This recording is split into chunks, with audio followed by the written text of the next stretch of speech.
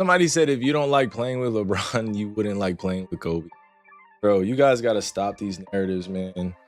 It's not that I didn't like playing with Bron, you guys. And I don't want to go into detail about it. Some of y'all comments just be so asinine. Like when I was in Cleveland and I was a young Kyrie Irving just lit a fuse that could shatter one of the greatest legacies in basketball history. What is wild is that he did it with one sentence on a random live stream. No press tour, no big interview, nothing staged, just pure truth leaking out while the camera rolled. The internet exploded instantly. LeBron fans rushed to the defense like they were protecting the rim in Game 7. Comment sections became digital war zones, and fans realized Kyrie is not just an ex-teammate, he is the guy with the actual receipts. Look, I would have loved playing with Cole. I would have loved starting my career there. I love Cleveland, but I just wanted a choice. I appreciate everything that organization did for me, but I wish I could have picked where I started. You know what I am saying? You feel me on that? I wanted to grow alongside my favorite players and people I actually look up to in this league.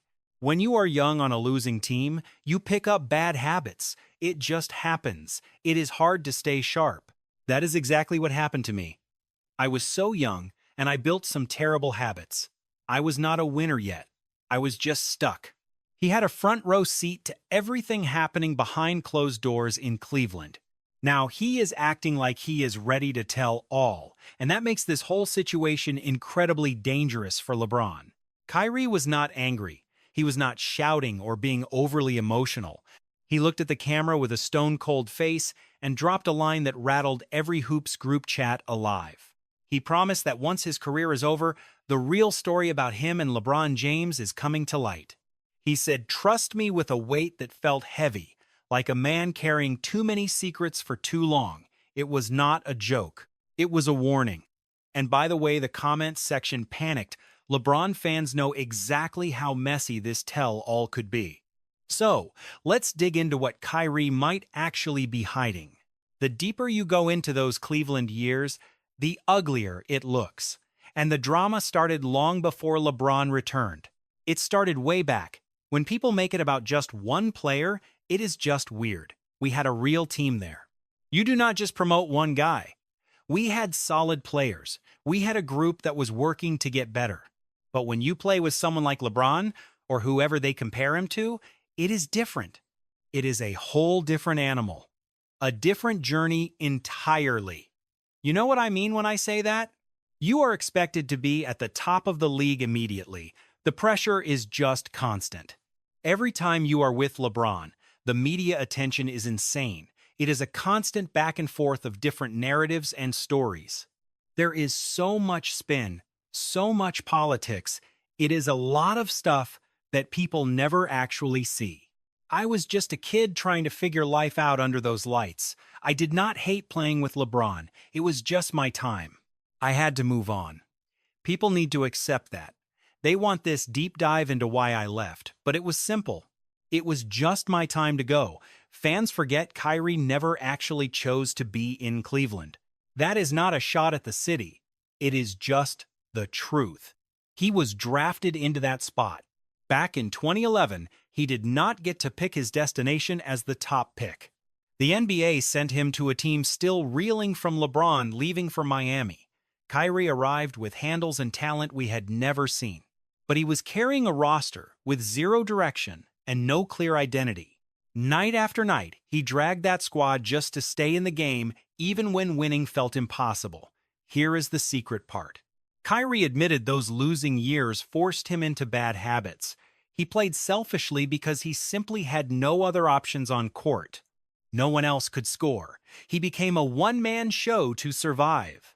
But just as Kyrie started leading the right way, the entire world shifted on its axis. LeBron James announced his return to Cleveland. Suddenly, Kyrie's whole career path was rewritten by someone else. Imagine being 22 and entering your fourth season.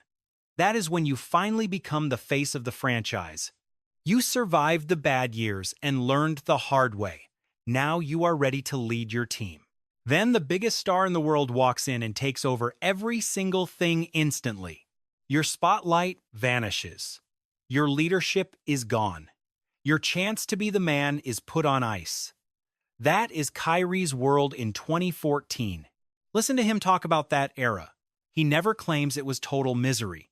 He avoids attacking LeBron directly.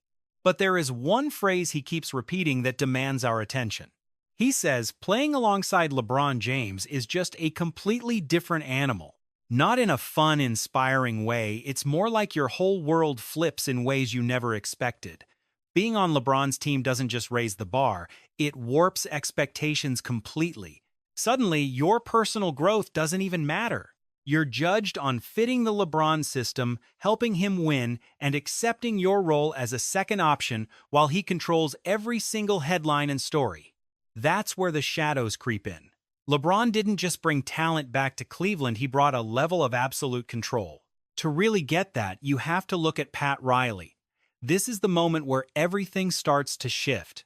Before the Miami Heat, he was gifted but raw. He was emotional during games, shaky under heavy pressure, and still figuring out how to lead at the highest level. Miami changed everything.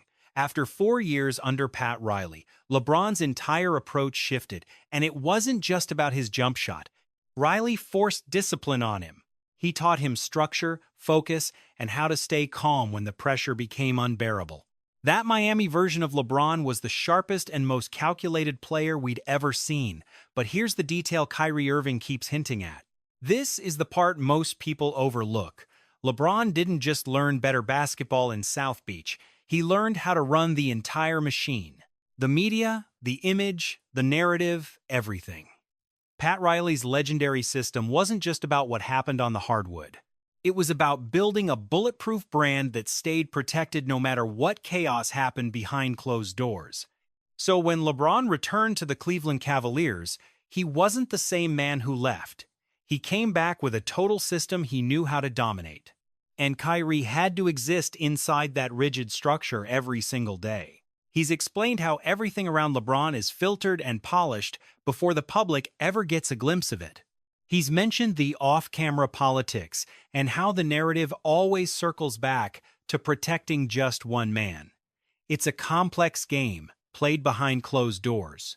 That's heavy, because it means LeBron didn't just return to Cleveland as a better leader. He returned as someone who knew how to shape every angle of his career, including where his teammates fit in. When you're Kyrie, watching that machine work in real time, it stops feeling like a partnership. It starts feeling like you're being kept in the shadows while someone else takes all the glory. Then came the moment that should have changed the entire script. Game 7 of the 2016 NBA Finals.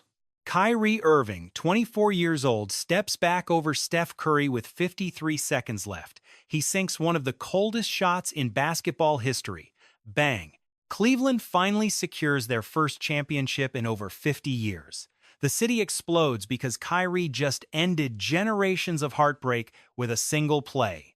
It should have been the defining moment of his professional life. The kind of shot that gets replayed forever as the ultimate example of ice-cold nerves. But that isn't the story we got. This is where Kyrie's frustration starts to echo, even without him raising his voice. He hits the biggest shot of his life, but when he turns on the TV, it's just LeBron's block on repeat.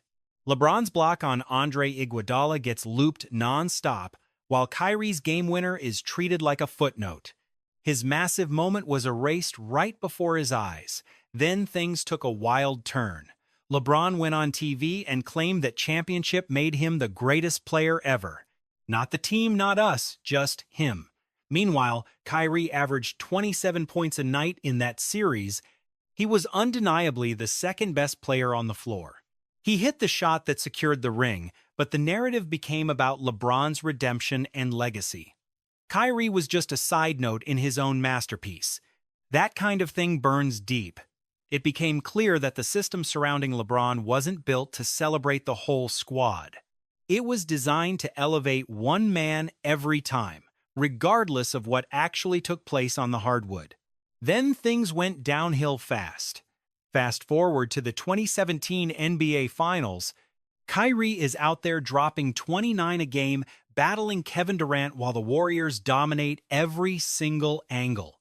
Durant is outplaying LeBron badly. It wasn't even close. But when Cleveland loses, the blame lands everywhere except on the king himself. Kyrie catches the heat. The role players get blamed. But LeBron stays protected just like he always does. Less than a month after that loss, the unthinkable happens.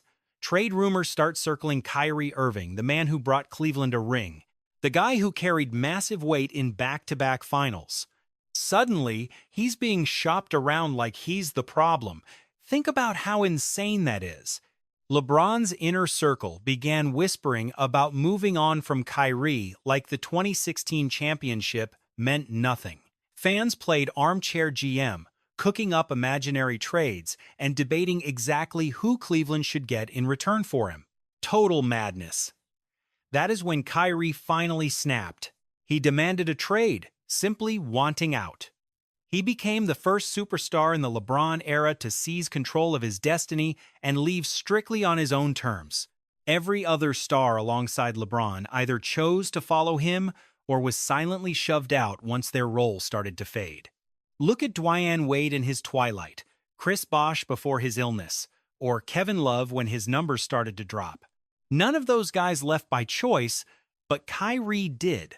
He saw a system that stunted his growth and said, "I am done." LeBron fans never forgave him because that exit revealed a truth that absolutely nobody wanted to face. The LeBron ecosystem only functions when everyone else agrees to be replaceable. Kyrie refused that role, shattering the image fans were used to seeing. That is exactly when the heavy character assassinations truly began to rain down. This was not standard basketball talk. It felt personal, cold, and relentless. Critics dragged everything they could find. His time in Boston was suddenly reframed as the young players hating his leadership. Every injury was spun like he was sitting out just to cause problems. Even his personality was weaponized, labeling him as weird, moody, and impossible to play with. Every minor struggle served as proof that Kyrie could not win without LeBron. It did not matter that he was still elite. The narrative was set and nothing on court performance could change it. Then the pandemic hit and everything just exploded. Kyrie made a private choice regarding the vaccine, and the public backlash went far beyond the sport of basketball. People were not just disagreeing, they were demanding his removal from the league, calling him selfish, reckless, and even dangerous. The public outrage stopped feeling like it was even about health. It felt like a punishment for daring to speak up, for stepping outside the script people expected him to follow. Here is the wildest part of it all. A huge chunk of that outrage came from LeBron fans acting like Kyrie's choice was a personal attack on LeBron's legacy. That level of obsession was truly unreal. Throughout all this madness, where exactly was LeBron? He was silent. Total silence. No words for his old teammate, zero support, nothing.